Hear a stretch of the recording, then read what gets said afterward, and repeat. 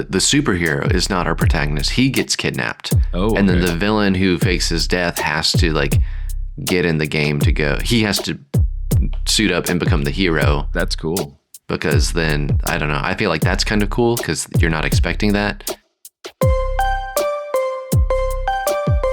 Hello and welcome to StoryFellas, the podcast where we make stories and we break stories. I'm your host, Tommy Antonucci. And I'm your host, Zach Lovelace. Hello, everybody. Welcome back. And Hello. hope you're doing well. Hope you're enjoying the podcast. Yeah. If this is your first one, I guess I'll explain it. We usually take about an hour or so to make up a story idea from scratch using prompts or old story ideas.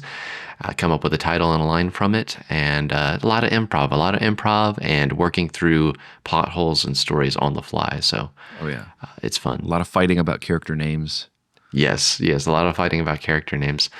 Zach, I hope you're doing well. We don't have a ton of time this morning, so we're going to skip the pleasantries and we're going to dive straight into... I don't matter. I don't matter. You Zach don't matter. doesn't matter, and we don't matter. Only the story. Is the story. Yes. The story you matters. Put this on because you're stuck in traffic or because you're mowing the lawn in January or something. Our listeners in Australia, you're listening to this for a story. Okay, so we're going to get there right now. Yep, we're going to... Zach, I need you to roll an 8-sided die for me today. 8-sided. I wasn't ready. I had my 10-sided die. Hold on, let's see. 8. Yeah. I rolled a 7. You rolled a 7. Let's see. Okay, I kind of like this. This kind of well, no, we didn't tell a story like this. A retired superhero, now a washed-up actor, is forced to return to action. Oh, boy. Interesting. It's kind of... go ahead. I was going to say it's kind of Incredibles-y a little bit. That's probably what inspired this. We could roll for a genre if we wanted to change it up. Like this is probably plenty enough. Okay. So I like the idea of a retired superhero. Yeah, that's definitely Incredibles right there. Best Pixar movie by far. Mm-hmm. You can fight me in the comments. That's fine. But I don't know if I like the idea that he becomes an actor afterwards. Like a washed-up actor, because it's like double success. It's like he won the lottery twice, at least in like, That's it's fair. like pick one or the other. But he could be, he's retired, so he's not working. So he could be trying to be an actor. That could be. He could just be a struggling actor, which is funny. That's kind of sad. Because being a small-time filmmaker. You run into these types of people a lot, not superheroes, obviously, but like somebody who had a whole career in like insurance. Like when you want to cast an older person, this is usually what they end up being is like, and I always wanted to try and be an actor. And then they suck. Hot take for Zach. Hot take. And then they suck. Anyway. Don't you have like a theory on that? Like that's not grounded in nothing. It's because they're starting acting like as a secondary career. Yeah. Like it was something that they never really honed. It was just like the idea of doing it is cool. It's just hobbyist behavior.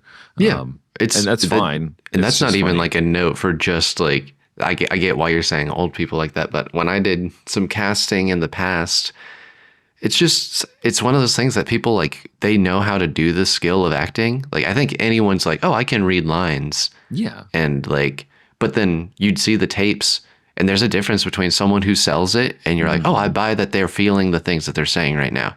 And someone who's literally just reading words with no change of emotion or anything like that. And I wouldn't go as far to say as you're born with it, but I do think some people have a more natural tendency to like sell that. Yeah. They call it Riz. There's something, there's just something that's an aspect of they call it Riz. Those people listening, those roach people who are listening to this podcast, who are listening. Hot takes from Zach, man. It's a hot take morning. But I like the retired superhero thing. I'm actually really into superheroes, like comics and stuff. Yeah. Not like a Marvel like MCU type person, but just like old school comics and whatnot. And it's kind of coming back to me. Can I make a pitch? Of course, pitch. Also, like speaking of quick sidebar, what are your initial reactions to a James Gunn Superman? Oh, that's a good question. James Gunn's Superman. I'm actually excited. I'm excited for the Same. red shorts. I think Crypto was a good move, just because it's an overcorrection, in a good way. It's like we've gone so gritty and so dark. We need actually something so ridiculous to kind of pull us back to where Superman really is at. Yes. And I think that moment where he's like laying in the snow, that's cool. Like, Hmm. he did make it cool. But yeah, I don't know. I think the issue with Gunn is that he likes his ensemble character pieces, so it's like it doesn't seem like it's even really about Superman, Hmm. in the trailer specifically. So I Yeah. would say that's a orange flag, if you will. Another Yeah. orange flag is that he likes his kind of sarcastic, cynical characters. Hmm. So I don't know if I believe with the genuineness and the earnestness that what Superman actually is. Like, can that come from Gunn? I don't know. So Yeah, we'll see. I feel like it'll be more fun than past Supermans. I think Henry Cavill was a mhm. great Superman himself, but the movie around him was a little lacking. Yeah. But I am excited. I feel like I've wanted to like DC more. Like I like the characters in DC. I feel like the movies have just been wanting for me. So Yeah. I liked James Gunn's Guardians. So I was like, okay, if you add this character with a little of that flavor, I'm very hopeful Yeah. that we'll get something like, I don't know, 7 out of 10, at I hope so least. too. I hope so too. And I think, unfortunately, it's got itself positioned in a place where it's like that movie's got to succeed, or basically superhero movies as a whole and or movies as a whole are not going to work. Like, we're definitely on the precipice of all that stuff kind of collapsing. And so I'd hate for it to just be like a late entry, Hmm. like an old person who has a lucid moment right before they die. Mm. It's like I'd hate for that to be the We get one yeah. decent Superman or one bad Superman I movie. remember you. Yeah, yeah. It's like, oh No, man. I do think Marvel's grown too. Like it's weird, and I know we have another story to Oh, you're tell, good. but Yeah. I think Marvel's grown a little too. Like I'm not interested. It's so big. There's so much, and I think DC has the opportunity to get the beginnings of that, get that beginning excitement that Oh we yeah. had with the first Avengers. But I do think I don't know if that's the end. Like if DC's just trying to do that again, you could ride that train for a little while. Like I'll get on it. I'm like, all right, I'll see Yeah. a cool, funnier Batman, a cool, funnier Superman. But I think you knowing when to stop at some point is going to be key because I Oh think the yeah. Marvel train's probably. I don't know. Maybe all the younger generations are still eating it up, but I've I fallen don't off a think long so. time ago. I think I fell off after the first Avengers, so that tells you how Oh far wow. I'll go. I mean, I got back on a little bit for like Thanos and stuff, but Hmm. uh, yeah, I'm not an MCU guy. Again, that's just kind of what I was saying before. Is like I'm a fan of like the '70s comic books, like Hmm. nothing really else. Like the '80s hits a little bit for me, but Yeah. the '70s was really where it was at, and I hang my hat on that. There's actually like there's a deep cut right here, coming. There's a comic I want to buy called Elsewhen, Okay. by John Byrne, who's like been, I wouldn't say quietly one of the best comic artists, but he's really really good from that time period, and he's still around and everything. And he released a Marvel book called Elsewhen, and he's very famous for doing like the Phoenix Saga and a bunch of other things. Are part of it anyway, for X-Men. And so but I want that so bad because it's his art, which is from that time period, and he wrote it and he's selling it just separately away from Marvel. And so it's like, oh, I can pick up with those characters like as I like them, Hmm. as opposed to part of this like larger continuity or whatever. That's cool. So it's just like, oh, that could actually happen. I never knew I wanted that. Hmm. Like the original authors to some degree, Yeah. coming back and finishing the work. It's like, that's the canon. Everything else Yeah. is closed. That's cool. I like that a lot. Anyway. Well, transitioning back to our story, I wanted to pitch the idea of what if our superhero guy is retired or was forced to retire from maybe an injury or some sort of lost his Mm-hmm. powers. And I don't want this to be like I want it to be like that adds a little conflict. Not that he chose to retire, really, like Yeah, something it's forced forced it. retirement. And I like the idea that he goes to poker nights or something with all his other buddies are superheroes. And like they're like, oh yeah, I saved the skyscraper from falling down or something like that. And Oh, he's they're just they're like still active. they're still active. And then he's like maybe they're all a little older, but like, I don't know, late 40s or something, and they're active, and he's like, I don't know, like started a plumbing business or something like that, or like I don't, or or he's an accountant, or Well, where you want to avoid reconstructing The Incredibles, like the humdrum kind of office life, but yes, and the idea of the allure, like, can he really stay retired type thing? That's why I think maybe he actually retired, like he wanted to do it. Okay. It wasn't, and so then something forcing him to come out of retirement. That's more of like the classic hero's journey at that point, where he kind of rejects the call at first, where it's like, oh, they need whatever his name is, and he's like, well, I'm not even active. Like, I don't even know if I could still do it. I whatever think it is. so. What I guess like the big plot points are like what brings him out of retirement and what brings him back in, because you can go the John Wick route where it's, oh, he found a girl and he wanted to just have a normal life, and then maybe I don't know, if the girl just passes away, that feels too simple. Like I feel like there needs to be something that like is forcing him to dip his toe in. Oh yeah, I agree. I think so. I mean, it might be a lore episode for us, which is a type of episode for StoryFellas for those listening and new to this channel. World builders. We're a world builders one where it's requires so much legwork to get it up and off the ground. And the legwork is fun. Like the lore is actually fun. But what popped in my head is that he actually became best friends with his arch nemesis. Oh, that's really funny. And so they're just, I mean, the furthest version of that would be that he fell in love with her. You know, but I like that it's a dude, and that they just were friends, and they basically have their kids and everything, and what ends up happening is actually kind of a plot. Like, are you saying like they're neighbors, like kind of like they're like they each have their own families, but they're like best bros and stuff like that? Totally, gotcha. And and they live like quiet lives, you know, barbecuing and that kind of stuff, and so you'd have to open up somehow. And I would want to avoid The Incredibles in some way, that like a newsreel type thing, you know, of this, when they were active or whatever. But if you have to do that, that's fine. You know, it's a good storytelling device. Maybe not the floating head thing where it's like, oh, blah blah blah. Yeah. Just a minor moment. Maybe when they chose to retire or whatever. Like, actually, what you could do is you could pick up in the past. Our superhero, whatever his name is, permanently vanquishes the villain. But it's actually just a ruse. Like, it's just so that he can retire. That's what I was gonna say. I was like, you could have some scene where they both like, we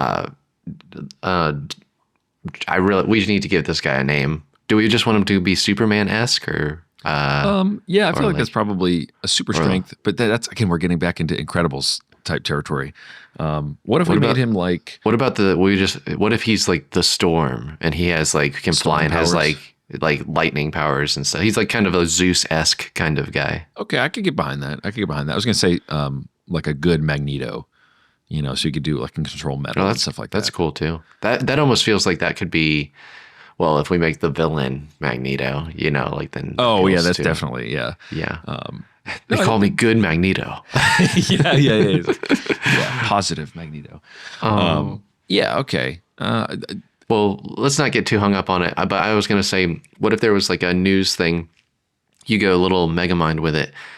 The news reports, Mr. So-and-so sacrificed himself to finally put a stop to this guy. Like they both die, and then hard cut or fade into like someone throws the newspaper down to and the guy that walks and grabs it, and he looks at it, and they're both neighbors. Yeah. And it's like, one, because he's like the bad guy. Like the bad guy can't just retire normally. Like people know he's a bad guy. Like he had a change of heart, and he's like, I don't want to be this, but I think people would be mad if I just go into society. Oh yeah. And at the same time, he's like, like people always want things from me, so I can't just, you know, like I feel like that could kind of work, like where it's just easier to fake both their deaths, and maybe his close friends who are superheroes still know. And like keep it hush hush, like they know that. Yeah, that's good that they both faked their deaths.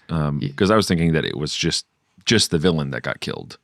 So like the superhero can retire in the public eye because he's like, I defeated my nemesis. Like, you know, when in reality they just brokered a deal to be like, let me kill you and then I retire. That I kind of like that just because it's a different dynamic. Like Okay. somebody could come to him, the city could come back to him or whatever. Yeah. It's like they don't know that the main villain is actually alive. But I think a lot of really good hero villain dynamics, like Spider-Man and Green Goblin, the powers have nothing to do with each other. They just happen to be where it falls.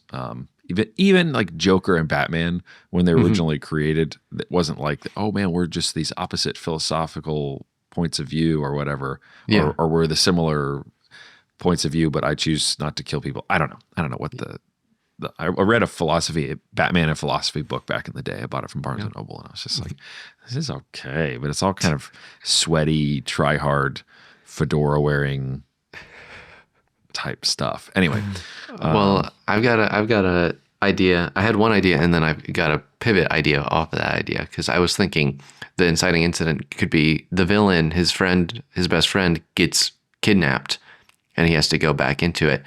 Or if we wanted to, this goes a little more into Megamindy.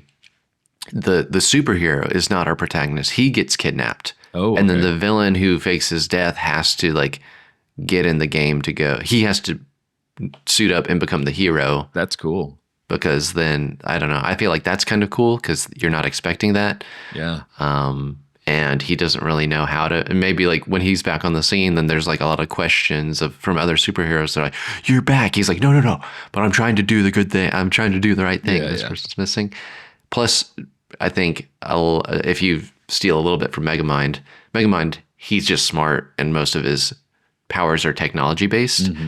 And then you have like a actually super powered Yeah. superhero. Oh, it's a classic. And like That's where the literally- superhero is clearly more powerful than him, but he got kidnapped. So he's like, I'm not even the right guy to do this. Like the more powerful guy couldn't handle this. So like, why am I? That's pretty cool. I thought you were going to say that the supervillain who is he was actually stepping into the superhero's shoes, like literally his costume and stuff. And he's like, he has to pretend to be the superhero now.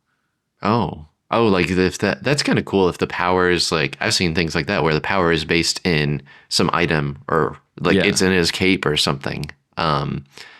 I think that could be cool too, where he has to learn. He literally has to learn how to like use these superpowers. That's a little Shazam-y. I know I'm pulling a lot of references, but it's kind of, we're making a soup out of this superhero thing. Yeah. It might be getting too jumbled up where we're mixing them back and forth, and it's hard to follow. It is kind of interesting. There's an episode of Superman the Animated Series, which I mentioned before on this podcast. Probably the best iteration of either Batman or Superman is their 90s cartoons. If you want to start anywhere, they are for adults. Like it's not an adult cartoon, but it's like, perfectly watchable. But there's an episode where Batman goes missing. This is in a Superman cartoon. Batman goes missing in Gotham. Robin comes to Superman and is like, I need your help finding him. But in the meantime, we can't let the thugs of Gotham know that Batman is missing. Can you put on his costume and pretend to be him? Which is really cool. And obviously that like works because they're established characters. And so he's fighting Bane. Superman is fighting Bane, but having to like pull his punches hardcore and pretend to still just be Batman. And I'll spoil it because it's been out for 30 years. Oh, spoilers, everyone. He beats the crap out of Bane. He just like, he gets his butt kicked at first, and then he's just like, screw this. And he just like beats him up. And Bane is just like, oh, and just gets rocked. Anyway, it's very satisfying. It's very satisfying. That's super cool. I think, yeah, something like that. Like, I feel like so if they both have families and the superhero gets kidnapped.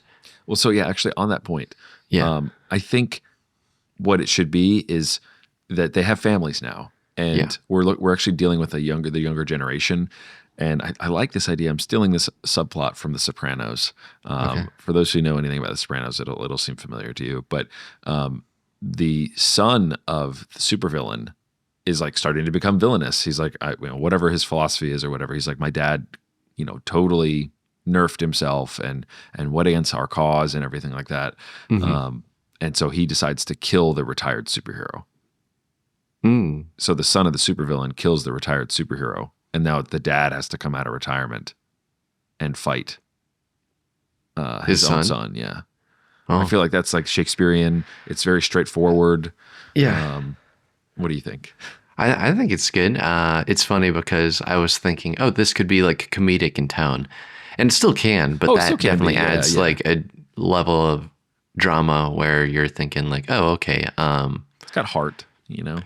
yeah, and yeah, it's funny because the idea is that they probably retired when they were having families, so it's like this kid grew up with this like his Yeah, dad's yeah, best yeah, yeah. friend who's like always been nice to him. He's like, I gotta kill him, Yeah, which maybe he finds out that he was this superhero, and it's just like, oh, this is a quick, you know, prestige kill, mhm, basically. Like I know I could do it, and you mhm. know, he's like disturbed. The son is disturbed. It's not like he's a normal kid.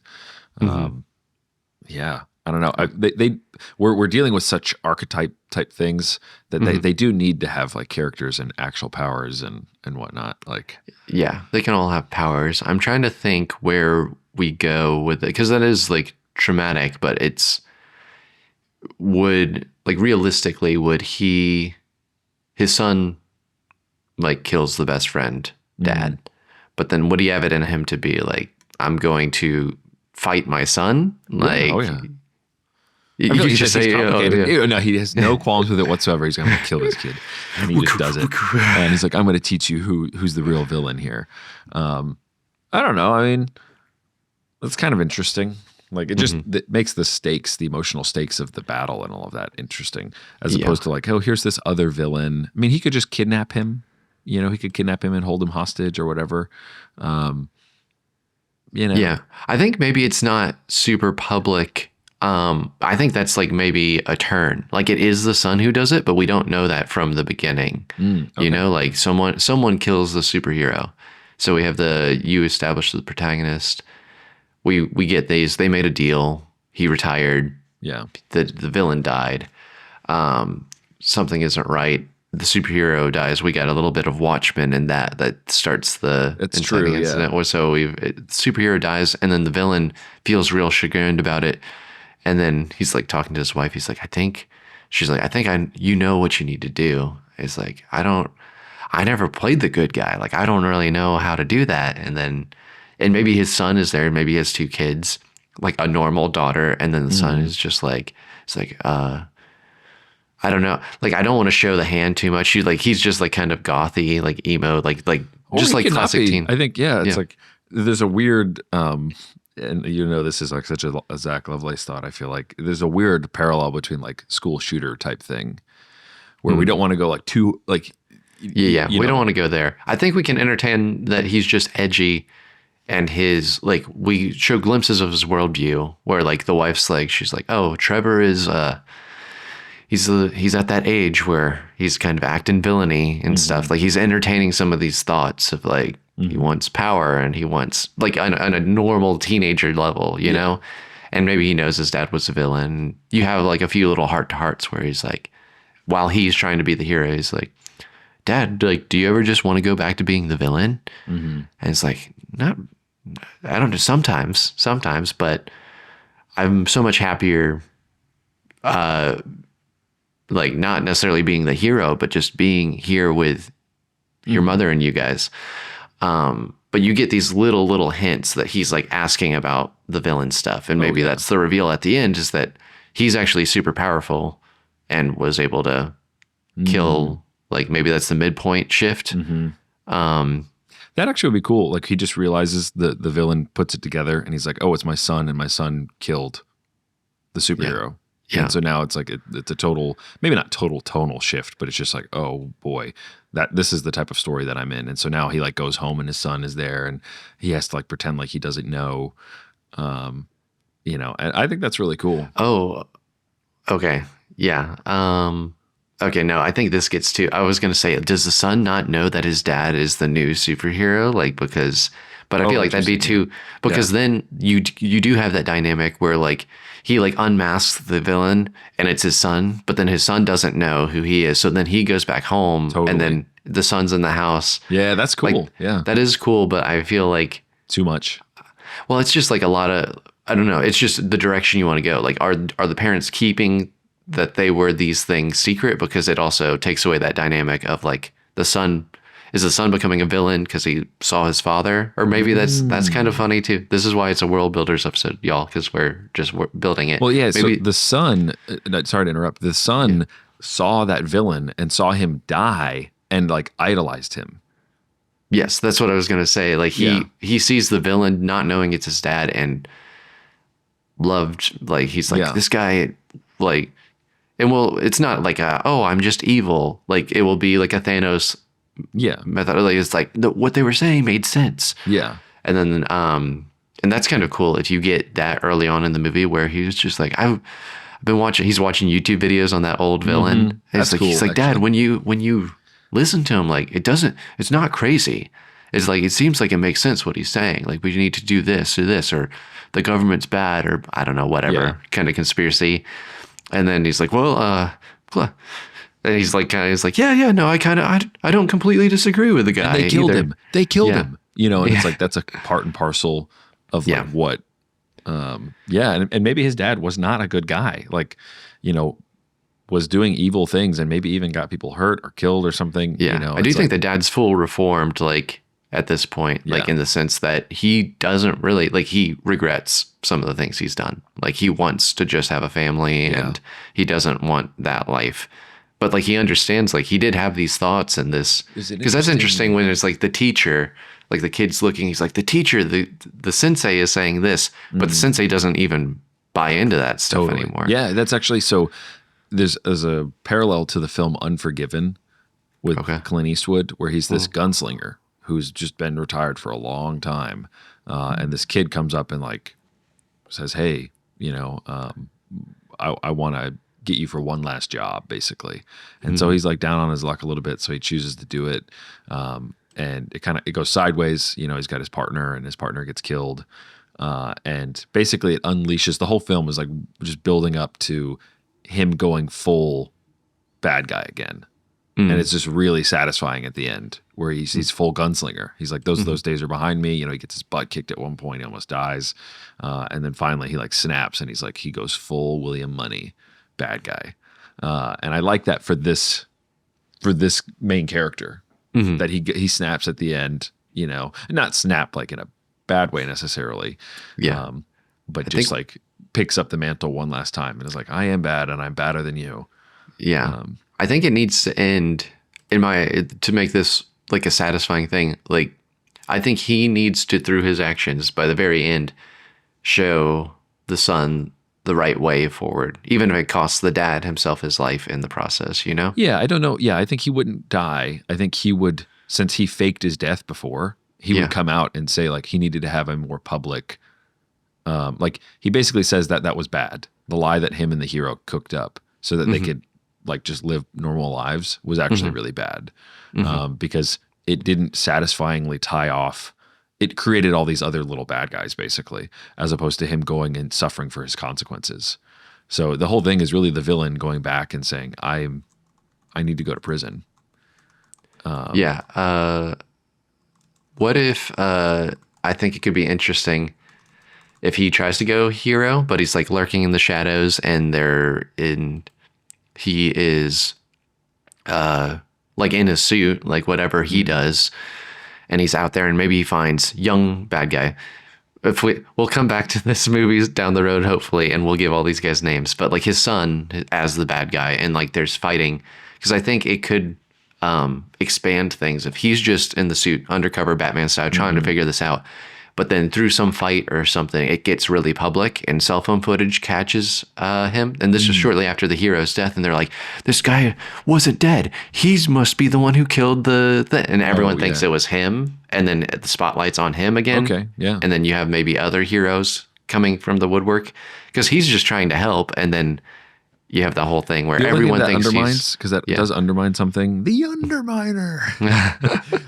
That does undermine the idea that the kid idolized the narrative that the villain died. So if the villain comes back, you know, then he's like, oh, well, he's back. I'm going to want to become his acolyte or whatever, or I'm going to try and meet up with him. That could work. That would be the only way to kind of rope it back in, is that the kid, that's like part of when he reveals that he's the dad, or he finds out about it, is like, you know, the League of Villains shows up and they're all like, oh yeah. And the main bad guy Lex Luthor or whatever is just like, no, we should be good now. We should be good. No, I think that's fair. I think maybe instead of his suit, he's just going out in a I keep being roped into the villain thing where the villain's power is just technology, but I want to get away from that. Maybe he has a real power, so he's just like going through the alleyways in like a, or he makes a slightly different, like a trench coat, and he just has a mask on or something. Like Batman Begins, like when Batman is wearing or Bruce Wayne is wearing the burglar cap and everything. It's like it's rudimentary. Like he goes back to be just like a super so he gets seen as like a new person. He's like, oh, is this a new hero that's going to step in and help and blah blah blah blah blah. I think just like a rudimentary thing, like a new costume, because one, he wouldn't want to be recognized if he did some sort of power stuff. He wants to keep his identity secret, but we also need a reason that the son doesn't immediately know that that's his dad. Yes, exactly. Yeah. So the different costume I think is really important. Yeah. But yeah, I do think the arc is just that the villain answers for what he did, because that is the narrative that will free his son from the poisonous, toxic, whatever. And then maybe it's just him and his son in prison. Oh, I've done this before in terms of endings, but it's like him and his son in prison, and it's like they're closer now than they were when they were outside, and they had like the fake relationship that they had. Yeah. They either both go to prison, which the son is, I don't know, it could be if the dad takes the rap for it. Like he's like, I did a lot more bad things than you did in the past. Like, and then you have like a scene with like they're talking through the phones, and he's in prison, like, and the son's talking about how he's living. He's like, oh, I'm in this club now. Like maybe he's just antisocial and stuff, but he's like, I'm in this club now, and there's this girl, and just like hinting that he's having a normal life, and he's trying to have a normal life. Cause that's like you get that he's on the trajectory of something a little darker, but through his father, like he's like, oh, I'm going to take the rap for it. Like he takes the blame for the I do like that. That is very, sacrificial of the dad. The problem is that's just exchanging one lie for another, because the big lie is what got them into this problem in the first place. That it's like, oh, I just died. And that made me into a martyr, and that created acolytes of mine that I've been feeling guilty about this whole time. My son falls in with them. He has powers. He becomes their new whatever. He kills that guy. He finds him and then kills him. Although maybe this is the thing about the superhero being retired. And for those listening and tracking, I hope you're still tracking. That superhero, he gets killed. This is putting a little bit of meat on the bones. He gets killed at an event, like a return event, where he comes up and he shows up once a year. So that's why the kid doesn't know that it's his neighbor and his dad's best friend. Oh, like the superhero comes in costume once a year for like the mayor thing? Okay, cool. So he kills him there, and then but then the son would figure out. He'd be like, where did he go? He's like where's Mr. George or whatever? Exactly. So I don't know. I think it could work. You just have to have the dad, the supervillain, pretend like he didn't know that his neighbor was and his best friend was this hero. Well, it could be like maybe the kid figures it out. He doesn't know that at the beginning, but he goes to the public appearance and he kills the superhero. Yeah. And then like there's this like realization of like the dad also goes missing, because that's always like a Batman, like in the Batman movies where it's like, oh man, Batman died and Bruce Wayne died on the same day. But I don't know, maybe the kid realizes that, and that also adds to the conflicted nature of like, because he thinks he's like killing the symbol, and then he realizes, again, we don't figure this out until the midpoint shift that we find out the kid did it. But then we post that, we realize maybe the kid's really distraught, and he thinks like, oh, he's distraught because his basically uncle died or something like that. And then we find out that he's really distraught because he realizes like, oh, it's one thing to kill this symbol, but he's like, I didn't realize I was killing like a family member of mine. A young man would double down, like basically on that, and just say like, well, that, he was living a lie. Like this, I was killing the symbol, but then, this guy that I knew when I grew up and I loved him, like that guy was a lie. I feel betrayed not knowing that guy was this hero, so I feel like he'd go even more villainous after that. But that's what I'm saying, is that I think he doubles down on the villainy but that doesn't mean like he's still distraught about it. Like I think when he talks about it later on, like you can tell that he's like teary eyed, like he's trying to tell himself and convince himself. He's like, no, he was living a lie, but like you can tell his conscience is not clean, not letting him get like, away. Yeah. Yeah. He feels Which is an conflicted by interesting, that. a good line, because we end these episodes within along the lines. A line from the story would be something like, the supervillain always has to be better at shutting up his conscience. Is that something the dad says? That's something the dad says to the son. And yeah, he's like, my conversion to a hero was when I stopped telling myself, to shut up, basically. Yeah. Stop telling my conscience to shut up. Yeah. My conscience ended up winning. Yeah, exactly. Which is pretty cool. Yeah. Confession is good for the soul. It's a universal theme. And so that's why I do think that he confesses to being the supervillain at the end as an example for his son to follow.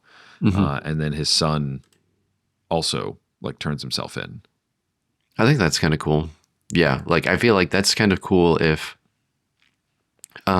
he's always following in his son's. Well, actually he's like, I'm always following in my father's footsteps. I want to be my own man. And then he doubles down, and then the dad is like forced to kill him. I think that would actually be really it's powerful. Interesting.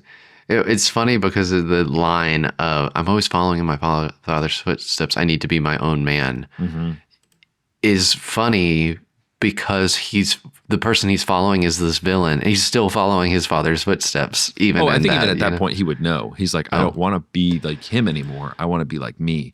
You would do this. I don't want to do that. Again, that seems like such a young man thing to do, is like double down and be prideful and stubborn and be like, you're trying to lead me into confession, lead me into whatever. And maybe the father has now publicly revealed himself. He's put on his old costume. He's like, I'm not dead. Like, and so then the big fight is between the supervillain, two supervillains basically. Yeah. And then, the dad just like, it's the classic dad strength at the end. The dad is just like, you think you have this power, but you have no idea. I don't know if it's like as satisfying if he kills the son, Oh, like, I know. I think they can. I think they can openly debating that. I think they can fight, but it feels like the natural thing is like, because that's just like, it's kind of a hopeless ending a little bit. Like if like he's like a little bit, but not really. It's because again, like the idea of like giving them actual philosophies and stuff, and like real world reasonings for doing things, and not just being like a Crimson Chin type bad guy, or within that universe or whatever. I think he would be beholden to something. He is an ideologue, and his son is like, well, you clearly weren't the real deal. So I'm gonna go the next step. Yeah. I think you could go also. I think this also gets that same bittersweet flavor without the like full heaviness of like, oh, I have to just destroy my son.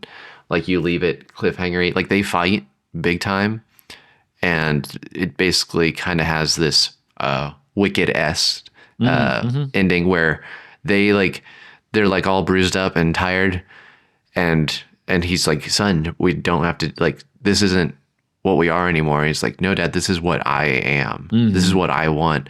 And like where they kind of have a ceasefire, but the realization is, oh no, like my son's gone full villain, and like he's gonna go this way, I'm gonna go that way. Like there's not a full reconciliation. Yeah, I can see a line in there about something. And it's always interesting when in these types of stories where it's like you use the word superhero or supervillain or like zombie in a zombie film. For some reason, you get that weird feeling where it's like, they shouldn't be saying these words, because it doesn't really make sense. But I think it would here, where it's like a villain is just somebody who decides to tell their own story. Yeah. That's how the son would rationalize it. And he's like, a villain is just somebody that has pushed himself away from the collective meaning, the collective identity that he was received, of being a son, and being like, no, I that doesn't mean anything to me. You're just the organism that helped create me. Yeah. That's it. You're just part of my origin story. I like the idea that them both being a little distraught though, like him wanting, like maybe he's also, because I picture him, he's a kid. he's teary-eyed and emotional a lot because he's Yeah, what is basically he, got like this 15? angsty. I imagine, like, obviously angsty Like, teenager. yeah, like I want him. Like I like the idea where maybe we introduce some other villains like in the background, and then they're kind of on the outskirts. And the son's like, Dad, I want the version. Like, you were right. You didn't need to back away from these ideas you had. Like, you were right, and I'm here for it. And like, we can do it together. Like, he's so bent on this old idea. And the dad's like, no, like, it's not the right way. And like, the kid really wants the dad to go back to the ideas. Like, Yeah. he's like so desperate for that. But neither of them can budge. And then maybe it ends with like, he goes because he's like 15. He doesn't have a layer or anything like that. He goes off with like some other newer modern villains where he's like, I'm going with them. And Oh, dude, I could see. Oh, man. Okay, so there is a guilty pleasure of mine is Invincible. I don't really watch the show, but just a lot of the clips I'll watch, that kind of stuff. The idea of like evil Superman, it's appealing. I think it's overstayed its welcome, kind of to loop back the. Yeah, a lot of people are doing evil Superman. Evil Superman. Lately. I mean, Homelander from The Boys or whatever. And there's other ones that are kind of out there too. I do think it's overstayed its welcome. The cynicism is overstayed its welcome. I do think people are swinging back kind of to the James Gunn Superman, the hope for it anyway, is like, give us hope. We don't need to be like sarcastic about things. Give us sincerity, you know? Yeah. But I do like the idea that this supervillain is like, he goes full, it'll scratch that same kind of itch, but in a different way, which is that he goes full, maybe the supervillain has Superman powers. So he can fly, he's invincible, you know, that type of thing. His son has similar powers. Again, just kind of channeling that type of thing. He is evil Superman, but he's actually going back the other way. So we're part of the cultural trend now of trying to push back on the cynical superhero. But this ragtag group of younger supervillains who are like trying to like outdo their parents' generation of supervillainy. You know, they're terroristic and all this kind of stuff. That our main character just goes hardcore and kills them. Like when he goes back to being a full supervillain, he's like, you want to know power? This is what it is. And he's just, and he kills all these guys and he leaves his son last. And of course, because he's conflicted about it, like he doesn't want to kill him. Like he destroys all the other villains. Yeah. All those other little minions and friends or whatever. Like they're all in like some sort of convention or I don't know. Like they're in an area where he could just go hardcore on them. And that's interesting because he's like, the line you always say, don't make me go full hero. It's interesting don't make because me go full villain. Yeah, well, maybe that's kind of a scary line where he's just all these villains are on the scene and they're like new modern, they're bad guys and stuff. But he's like, you know, the difference between or one of the differences between a villain and a superhero is that villains tend to be more ruthless, and where the superhero would just like throw them in jail or something, like he just like he just annihilates these guys. I think that's cool. Yeah, that's cool. A cool climax because then like you do get the invincible moment where Omni-Man has totally beaten up Mark and he's like, think, Mark, think. You know, but I don't think he's done that to his son. Maybe I kind of don't know if he even like fights his son. I think he just like destroys the posse and then maybe doesn't even, he's like, son, let's go home. Yeah, that's true. Yeah. And then, but then the son goes off on his own. Like he's like, I'm going to find my own way or something. Yeah. I still like the idea, the division, but he doesn't necessarily have it in him, even though he's ruthless. Like he's tapping into the villainy. I don't think he necessarily has it in him to pulverize his son right then and there in the son's. So I think there's just it's like a new era where now the villain becomes the hero. The son becomes the villain a little bit. That's cool. I think that's really cool. And kind of to a conversation that we were having off mic, that StoryFellas, we are looking to expand the types of stories that we tell. So we did this earlier with Escape Velocity being a TV pilot. And so a lot of the arcs, it just changes like that type of dynamic that you're going to be telling it over like larger arcs or like little arcs over time. And so doing a comic book idea, that this could work as a comic book or a graphic novel or something, that it doesn't just it's not a feature film. Like this arc you could set up, like you just did, you set up a whole world and then the story is really about like the father and son kind of playing their relationship out as a new villain and hero dynamic, which is cool. Like, Yeah, I like there being a line where the son's like, "So what? You're the hero now?" mhm. And then like he doesn't want to say anything, and then the son's like, "You know, you're gonna have to fight me one day." And then the dad just like is like, "I know." Like he knows that someday it will come to that he will actually have to like fight his son. It doesn't happen in the movie per se, but it's kind of promised that, all right, if these are the paths we're on, someday we will cross paths and we'll have to fight each other, which is Yeah. kind of cool. That is. So if he's the hero, though, maybe it ends with him again turning himself in. This is if it's a film, you know, and then you wanted to have subsequent films, or this could work after an arc of like 3 or 4 comic books. I guess that's about the size of what a feature arc would be, or like 10 comics or something. Depends on what you wanted to do. But he turns himself in, and then the governmental agencies are just like, we pardon you. We need you to. You killed like 20 supervillains. Yeah, that's true. Yeah, exactly. He's like, we actually need you to get back in the game. Yeah, that would be really cool, because then it's like, okay, you did your thing. It was performative. You know, this idea of like this performative redemption. You turned yourself in. Yeah, you solved, you know, this kind of open lie about that you had died back in the day. Yeah, here you are. But then we pardon you, and then it's like we give you a new identity, and that's what they do is like, hey, you're going to be this guy now. Yep.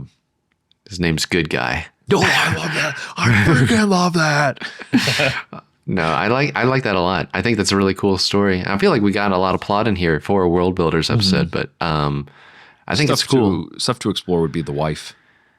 The wife, yeah, his daughter. Maybe his daughter has some powers, Yeah, and exactly. but she's not evil per se. Yeah, and then the family of the superhero. Like, is there a similar type situation where he's got kids who have powers? Yeah. You know, I think it'd be cool if him and his friend. It'd be interesting to figure out how. So him and his friend were like basically Superman-esque, like the hero and the original villain, and like they were kind of old, classic, powerful heroes, where maybe more modern ones just aren't as impressive. They're like, Yeah. they're like, you have to get back in the game. The best hero we have is Disc Man, and he just throws discs. Yeah, he's a disc golf player. They're not that dumb, but you know, like, Yeah. it's like we saw what you did, and it's maybe you don't have to completely mercilessly kill everyone if you don't want to, but no, I like that turn of they pardon him, he becomes the superhero, his son becomes the villain. I think that's really, really cool. It's a cool story. It's a lot of dynamics, and you have to hide. I know we're from the start showing this, but there's a lot of things that you'll see, like the revealing that the son is. That's the why villain. This is a world builder episode, is because it's like what information you pull out and when. That's dialing it in on a story level. Like, you know, whereas this is just like, hey, this broad stroke, this is what's happening. It feels like Chronicle meets Invincible meets James Gunn's Superman. Hopefully, you know, a little bit more like, hey, being good is a good thing. You don't need you don't need to have like such reservations and doubts about doing good things. You can sincerely pursue things as a superhero or supervillain for that matter. And he's like, yeah, it's all new to me. I think that's really cool. I think it's cool too. I think it's neat because it's the whole dynamic that the kid's basing his identity on this dead supervillain, and even like it's like training wheels for him. But then when the mask comes off and he's like, no, it's like a lie.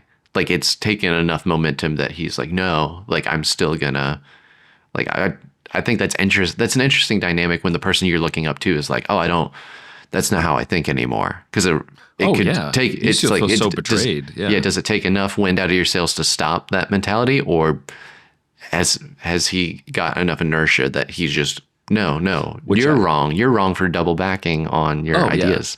Yeah. I like, I have a story title, and I can kind of explain it a little bit because it might require just a little bit of explaining. Okay. Well, I'll hear you out. So Origin Story is the name of the film or comic or whatever. And the whole idea is that just like an origin story is all about figuring out who you really are. And so just everything that came before in their lives, like him being a supervillain, all of that was just part of his origin story in terms of becoming this superhero. Oh, that's always actually writing. really cool. So like his origin story is very long-winded. Yeah, yeah, And then and it's you're always writing your origin story, kind of thing. That maybe we can have some sort of like comic book store owner that has like the son can go in there and talk to that guy, like a sage level dude who can say these types of lines and not feel hokey or whatever, but somebody who's like steeped in all of this type of lore. And he's just like, we're always writing our own origin stories, yeah, you know? I like it.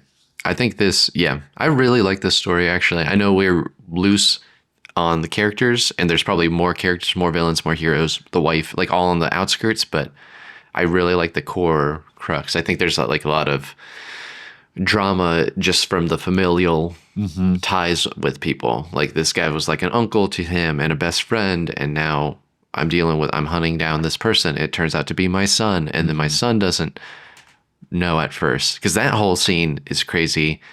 If like he goes home and he knows it's his son, but his son doesn't know it's him yet. Yeah. Like that's a weird, like a very Oh, cool, yeah. And interesting there's something dynamic. so satisfying about seeing him put on a costume, like just a disguise. Let's put it that way. He puts on a disguise, the main supervillain, and he's like, "I'm going to get revenge for my friend. Like I'm a bad guy, Yeah. you know." And like I'm tapping into that rage a little bit. And he goes and he pulls off the mask, and it's his kid.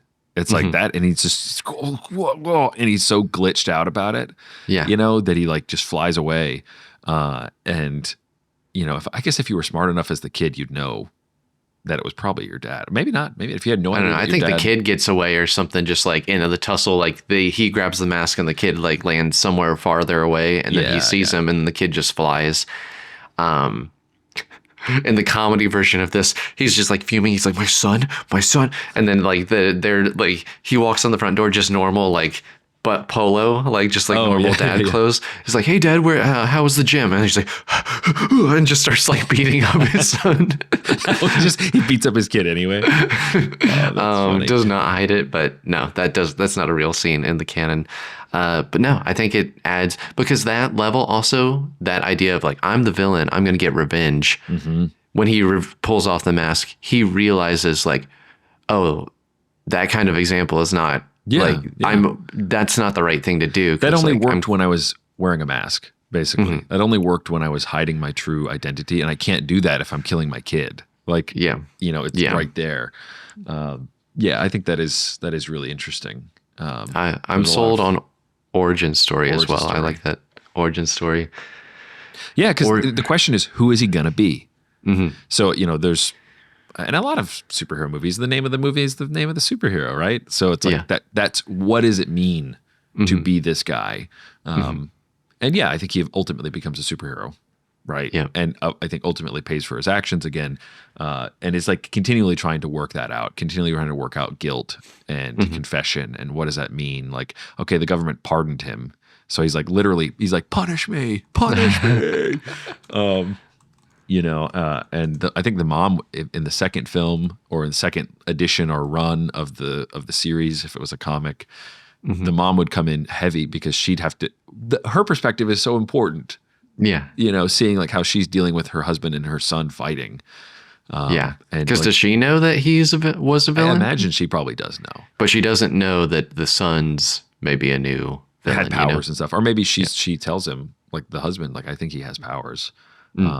You know, so it's like, how does the wife rationalize all of this? Like, how does she deal with it? That's really interesting stuff.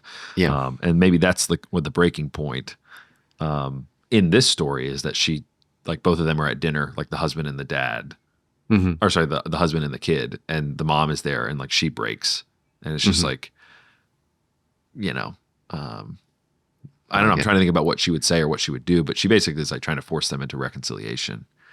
Yeah. And yeah, I think that's one that we could definitely come back and circle back to, or flesh this out more in the future. But because I think her role, like you said, is super important. And I think we're underutilizing if there's a daughter there too. And even like if there's kids of the superhero that died, like there might be some level of coaching where they feel jaded. And if one of them has powers, they're probably... It'd be cool if there was one son and he has some powers, because he would also be doing the same thing. Like he'd be scouring the city. Oh yeah. He's like this B character that's just in the background, and he keeps like getting in the way of the main villain tracking down the other guy. He's just like, go home, kid. I work alone. I work alone. I'm going to figure out I don't know. Like there's so many other people, and I think we need to introduce some other side villains. But the key story is this father-son dynamic, and I think it's powerful. I think it's a good story, and it's very interesting. It's a story about being a role model, and like it's like you are, even on a subconscious level, the example, like to your kids. Like it's like, hey, I'm reformed now or whatever, but the things that I've done in the past they have consequences, and it's weird because like kids look up to their father. The kid didn't even know he was looking up to his father, but he still was influenced by his father's past decisions. I've gotten into arguments before with some friends about that type of thing, that like what's done is you can do whatever you want in private and it doesn't matter. And it's like, actually, that's not true, because you are doing something to yourself in private, and which affects your receive household you or whatever. Yeah. Like, and so him being like having a secret identity as a supervillain, the son has picked up on that, like subconsciously, how the father hides things. Like children study their parents, and they know their parents' weaknesses. And I think that's a really interesting angle as well to take all of this. And him idolizing his dad without realizing, and maybe his dad's like alter ego that he assumed is a weak man. And so there's this idea of like, I wanted someone who had strength, and it's like, well, here's my dad. He didn't know it was his dad, obviously, but you know what I mean? Like, all these things, and managing what people know. Again, that's really what the story is. You guys are getting like the totally cracked open, no real dramatic irony layered through. But that's what makes Invincible so powerful of a story, because it's a father and son in the middle of it. And the idea that they are fighting each other. It's like, oh man, it's brutal. It's brutal. I like it. I think it's a fun story. And folks, if you have any other thoughts, any other scene ideas or character ideas, send us a message with our Linktree links or comment on the YouTube video. We'd love to hear it, and maybe revisit down the road if we wanted to flesh more things out. But Zach, you have anything else to say about this story before we wrap this show up? I don't think so. Again, I just reiterate what you just said. If you have any ideas, any thoughts about it, let us know. We'd love to hear from you. If you've got names for these characters, names, powers, that kind of thing. All that cool stuff. But guys, we appreciate you listening to another story. Hope you have a good day, week, month, year, and we will catch you guys in the next one. See ya. Thank you all for listening to StoryFellas, a part of the Pemmican Studios podcast network. Check out our show notes for bonus material, links, and more. To find out more about our current projects, send us messages, and suggest ideas for the show, go to storyfellaspodcast.com. If you liked what you heard, share the show with a friend. Word of mouth is the best way to grow this community. Until next time, go make and break those stories.